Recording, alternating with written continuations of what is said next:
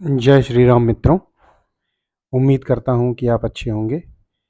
तो विलंब न करते हुए आज का वीडियो शुरू करते हैं।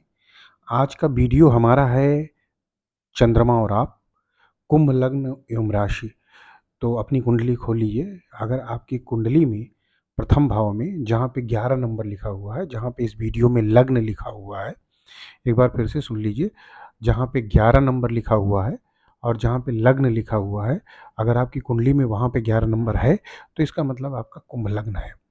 इसके अलावा दूसरी बात ध्यान में रख लीजिए, यदि आपकी कुंडली में चंद्रमा कहीं पे भी बैठा हो, मतलब जहाँ पे लग्न लिखा है, धन लिखा है, पराक्रम लिखा है, सुख लिखा है, कहीं पे भी बैठा हो और वहाँ पे अगर जो है 11 नंबर हो, तो इसका मतलब यह है कि आपकी कुंभ राशि है। अगर आपकी कुंभ राशि है और कुंभ लग्न है तो ये वीडियो आपके लिए है। देखिए, हमने धन का विवेचन किया, आप हमारे पुराने वीडियो देख सकते हैं। मैं बहुत ज़्यादा वीडियो नहीं बना पाता हूँ क्योंकि मैं स्टूडेंट भी हूँ और जॉब भी करता हूँ, तो दोनों ही स्थितियों में मुझे बहुत ज़्यादा बिजी रहना पड़ता है। मैं वेद का स्टूडेंट हूँ और जो है जॉब में धनोपार्जन के लिए प्राइवेट सेक्टर में काम करता हूँ, तो उस हिसाब से हमारा मतलब ठीक है और मुझे परिवार का भी काफ़ी वो रहता है।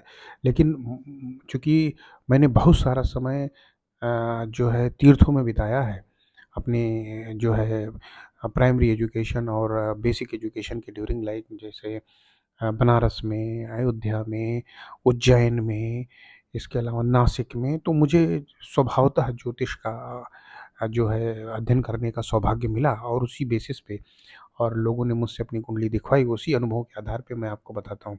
देखिए, सबसे बड़ी चीज़ होती है चंद्रमा। चंद्रमा क्या होता है, 2.5 दिन में अपनी राशि बदल लेता है और चंद्रमा को हमारे जो है ज्योतिष में मन का कारक माना जाता है। चंद्रमा मनसो जाता, चक्षु सूर्यो जाता। चंद्रमा मन का कारक है। देखिए, आपने कोई गोल सेट किया आज, 2.5 दिन बाद चंद्रमा बदल गया, आपका चंद्रमा वीक है, आपका चंद्रमा पीड़ित है, 2.5 दिन बाद आप फोकस नहीं रह पाएँगे, आपका फोकस बदल जाएगा और जैसे ही आपका फोकस बदल जाएगा, अपने गोल से आप डेविएट हो जाएँगे।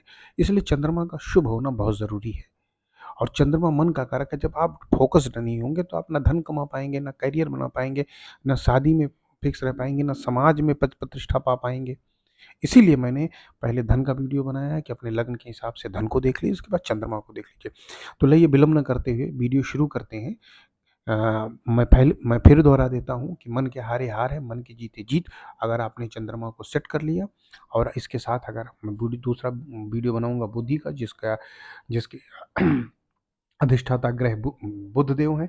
अगर आपका मन और बुद्धि स्थिर है तो आप बड़े से बड़े जंग जीत सकते हैं, क्योंकि कर्म प्रधान विश्व करी राखा, जो जस करें तो तस फल चाखा। ये दुनिया कर्म प्रधान है, जैसा आप कर्म करेंगे वैसा ही फल आपको मिलेगा। समझ गए आप? अगर आपकी कुंडली में, आपके भाग्य में कोई चीज़ नहीं है, अगर आपने कर्म करना शुरू कर दिया और वो शास्त्र सम्मत है, वो धर्म सम्मत है और उसे किसी को हानि नहीं हो रही है, तो उस कर्म के अधिष्ठाता देव आपको उसका फल प्राप्त करा देंगे। इस बात में कोई शक नहीं है, ठीक है? अगर आपके पहले केंद्र जहाँ लग्न लिखा हुआ है, अगर वहाँ पे चंद्रमा बैठा हुआ है, तो वहाँ पे कुंभ राशि आती है और चंद्रमा कुंभ लग्न में षष्ठ भाव का स्वामी होता है, जहाँ 4 लिखा हुआ है। आप देख लीजिए, रोग, रिप, ऋण। तो अगर आपका छठे भाव का स्वामी लग्न में जाके बैठ गया, तो आपके मन में भय, चिंता एवं परेशानियों का निवास रहेगा और चूँकि रिपु का भी घर है, तो शत्रुओं से भी परेशानियाँ रहेगी। लेकिन अगर अगर अगर जो आपका मनोबल, अगर आपका चंद्रमा सही है, यहाँ पे आपका मनोबल जो है बढ़ा रहेगा, उससे आप इस पे प्रभाव स्थापित कर पाएँगे अपने शत्रुओं पे, अपनी प्रॉब्लम पे। चंद्रमा अपनी 7वीं मित्र दृष्टि से सूर्य की सिंह राशि को देखेगा, जो कि जहाँ 5 नंबर लिखा हुआ है। इसके फलस्वरूप जातक का स्त्री पक्ष से कुछ मतभेद रहेगा और व्यवसाय के क्षेत्र में भी चिंताएँ और परेशानियाँ बनी रहेंगी। ये तो प्रथम भाव का फल हुआ। द्वितीय भाव आ जाइए, जहाँ धन लिखा है, जहाँ 12 नंबर है। दूसरे धन में, कुटुंब के भवन में, अपने मित्र गुरु की कुंभ राशि में स्थित षष्ठेश चंद्रमा के प्रभाव से जातक अपने मनोबल एवं परिश्रम द्वारा धन का उपार्जन करेगा तथा कुटुंब की वृद्धि के लिए प्रयत्नशील रहेगा। उससे शत्रु पक्ष में कुछ परेशानी भी रहती है, परंतु झगड़े झंझटों से लाभ भी होता है। यहाँ से चंद्रमा अपनी 7वीं मित्र दृष्टि से बुध की कन्या राशि में अष्टम भाव को देखता है, अतः जातक को आयु एवं प्राप्ति के विषय में कुछ परेशानी बनी रहेगी। तो ये अगर चंद्रमा आपका कुंभ लग्न राशि में जहाँ 12 नंबर लिखा हुआ है, जहाँ धन लिखा है वहाँ बैठा है, इसका फल हुआ। अब आ जाइए जहाँ 1 नंबर लिखा हुआ है जो पराक्रम का भाव, वहाँ अगर कुंडली में बैठा है जो तृतीय भाव है, तीसरे भाई बहनों एवं पराक्रम के भवन में अपने मित्र मंगल की राशि में स्थित षष्ठे चंद्रमा के भाव से जातक के मनोबल तथा पराक्रम की वृद्धि होती है, परंतु कुछ कठिनाइयां भी आती हैं, साथ ही भाई बहनों से कुछ मतभेद रहता है। यहाँ से चंद्रमा अपनी 7वीं दृष्टि से मित्र शुक्र की तुला राशि से 9वें भाव को देखता है जहाँ 7 नंबर लिखा हुआ है। अतः जातक की भाग्य की उन्नति, धर्म के मार्ग में कुछ कठिनाइयां आती हैं, अंततः प्रभाव की वृद्धि होती है और भाग्य की उन्नति भी होती है। अब आ जाइए चतुर्थ भाव जहाँ सुख लिखा हुआ है, 2 नंबर लिखा हुआ है। चौथे केंद्र माता एवं भूमि के भवन में अपने सामान्य मित्र शुक्र की वृषभ राशि में स्थित षष्ठेश एवं उच्च के चंद्रमा के प्रभाव से, क्योंकि चंद्रमा वृष राशि में उच्च का होता है, जातक को इस भाव के श्रेष्ठ फल प्राप्त होते हैं। वो झगड़े झंझटों में लाभ उठाता है। यहाँ से चंद्रमा अपनी 7वीं नीच दृष्टि से अपने मित्र मंगल की राशि वृश्चिक के 10वें भाव को देखता है, अतः जातक को पिता के सुख में कमी रहती है, राज्य के क्षेत्र में झंझट तथा व्यवसाय के क्षेत्र में हानियों एवं कठिनाइयों का सामना करना पड़ता है। अब आ जाइए जहाँ 3 नंबर लिखा हुआ है, जहाँ मिथुन राशि आती है, संतान विद्या लिखा हुआ है, 5वें त्रिकोण विद्या बुद्धि एवं संतान के भवन में अपने मित्र बुध की मिथुन राशि में स्थित षष्ठेश चंद्रमा के प्रभाव से जातक अपनी मनोबल एवं बुद्धि बल द्वारा शत्रु पक्ष पर प्रभाव रखता है, परंतु उसे विद्या अध्ययन में कठिनाइयों का सामना करना पड़ता है। अतः संतान पक्ष में भी परेशानी बनी रहती है, उसके मन में और भी अनेक प्रकार की चिंताओं का निवास रहता है। यहाँ से चंद्रमा अपनी 7वीं मित्र दृष्टि से गुरु की धनु राशि में जहाँ लाभ लिखा हुआ है उसको देखता है, अतः जातक कुछ परेशानियों से जूझते हुए अपनी आमदनी की वृद्धि करता है तथा गुप्त युक्तियों के बल पर लाभ कमाता है। अब आ जाइए छठे भाव में जो कि चंद्रमा का अपना घर है, जहाँ 4 नंबर लिखा हुआ है, कर्क राशि है। छठे रोग एवं शत्रु भवन में अपनी ही कर्क राशि में स्थित षष्ठेश चंद्रमा के प्रभाव से जातक शत्रु पक्ष पर भारी प्रभाव रखता है तथा झगड़े झंझटों के मामलों में बड़े धैर्य से काम लेकर सफलता प्राप्त करता है, परंतु उसके मन में चिंताएं बनी रहती हैं। यहाँ से चंद्रमा अपनी 7वीं शत्रु दृष्टि से मित्र शनि की मकर राशि में द्वादश भाव को देखता है जहाँ व्यय लिखा हुआ है, अतः जातक को अपना खर्च चलाने में थोड़ी सी परेशानियों का सामना करना पड़ता है। उसे बाहरी स्थानों के संबंध में भी परेशानी रहती है, अतः अनेक प्रकार की युक्तों का आश्रय लेकर ही वो अपना खर्च चला पाता है। ये आपके छठे भाव का फल हुआ। अब आ जाइए सप्तम भाव जहाँ 5 नंबर लिखा हुआ है, भार्या पार्टनर।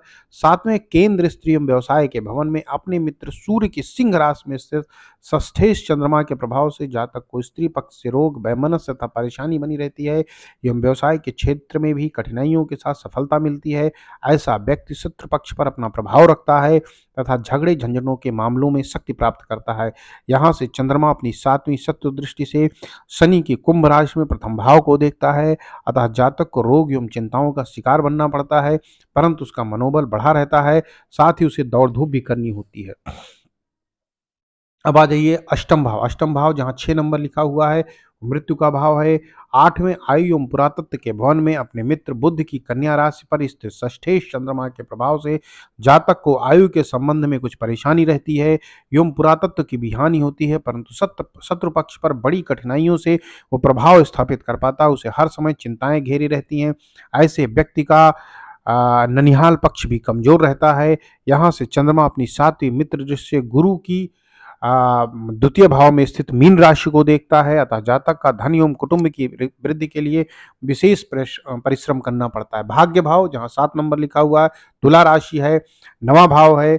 9वें त्रिकोण भाग्य एवं धर्म के भवन में अपने सामान्य मित्र शुक्र की तुला राशि पर स्थित षष्ठेश चंद्रमा के प्रभाव से जातक के भाग्य एवं धर्म की उन्नति में कुछ कठिनाइयां आती हैं, उसे यश की भी कमी रहती है। ऐसा व्यक्ति शत्रु पक्ष पर प्रभाव रखता है, झगड़े झंझटों के मामले में लाभ प्राप्त करता है। यहाँ से चंद्रमा अपनी 7वीं मित्र दृष्टि मंगल की मेष राशि के तृतीय भाव को देखता है, अतः जातक भाई बहनों के संबंध में कुछ परेशानी का अनुभव करता है, परंतु उसके पराक्रम में मनोबल की वृद्धि होती है। दशम भाव जहाँ 8 नंबर लिखा हुआ है जो कि राज्य का भी भाव है। 10वें केंद्र पिता राज्य एवं व्यवसाय के भवन में अपने मित्र मंगल की वृश्चिक राशि में स्थित षष्ठेश एवं नीच के चंद्रमा के प्रभाव से जातक को इस भाव के सुख में कमी रहती है, राज्य के क्षेत्र में सम्मान में हानि प्राप्त होती है, व्यावसायिक उन्नति में रुकावटें आती हैं। ऐसा व्यक्ति शत्रु पक्ष से परेशान रहता है तथा उसका प्रभाव भी कम होता है। यहाँ से चंद्रमा अपनी 7वीं उच्च दृष्टि से सामान्य मित्र शुक्र की वृषभ राशि में चतुर्थ भाव को देखता है, अतः उसे माता, भूमि, भवन, मकान आदि का सामान्य सुख प्राप्त होता है।